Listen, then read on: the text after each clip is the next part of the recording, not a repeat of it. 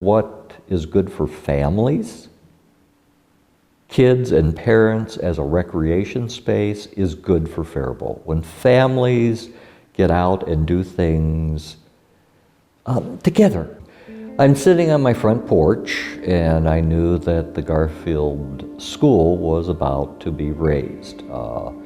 It couldn't meet fire code anymore and wasn't worth preserving apparently, and I'm sitting on my front porch watching the wrecking ball start to take down the building. And it was December 15th, 1999, because that was my mother's birthday.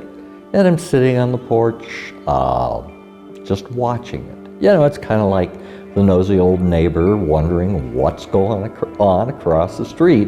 And so that was the beginning of it. And then a number of neighbors, we started talking about, well, what's going to happen with this land? We went to city council and proposed the idea that the city acquire it as a park. And of course, there were some people that weren't real favorable to that.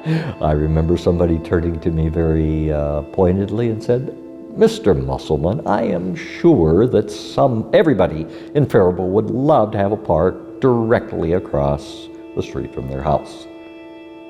And you know, that kind of took a little wind out of our sails, but we didn't give up.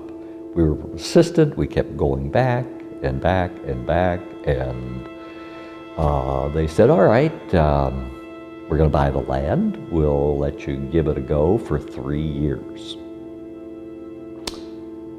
And that's kind of how it all got started. And it was community getting involved in local government. We started thinking about the garden as kind of the anchor for the park and something to give it some permanence.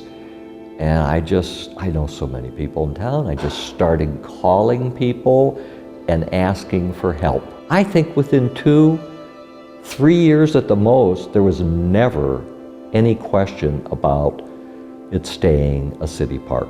You have to be passionate, encouraging, stimulating. It kind of lights a fire in other people. That's something that I think is really, really important in terms of getting other people to do it for the people of Faribault.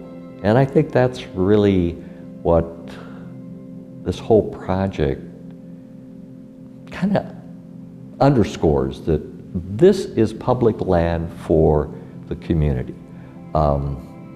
One story that really touches my heart, a gentleman who lived in the neighborhood on the north side of Wapakuta raised his family there, and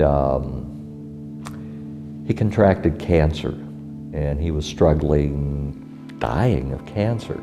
But on his good days, he would walk to the park to see the garden because it just helped him in his journey with cancer. Well, Lola Brandt, who happens to be a neighbor down the street and also on the Park and Rec Board, thought, oh, wouldn't it have been nice if he would have had a place to sit, to take the garden in? Well, she orchestrated putting 2 benches in there so that now people come by and sit on the benches to enjoy the beauty of the garden, to find the peace in the garden, the stillness that's there, you know, and it's just a delight to watch people.